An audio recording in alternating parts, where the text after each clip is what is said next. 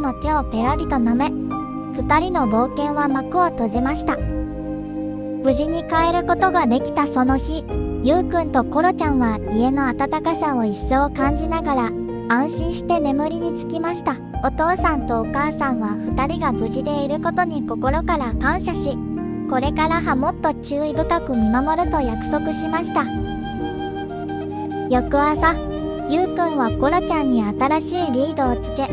再び森を訪れる勇気を持ちました。今度はお父さんも一緒で、ゆうくんは森の美しさを改めて感じながら前日の恐怖を乗り越えました。コロちゃんはいつも通り元気よく走り回り、ゆうくんの隣で安心して歩きました。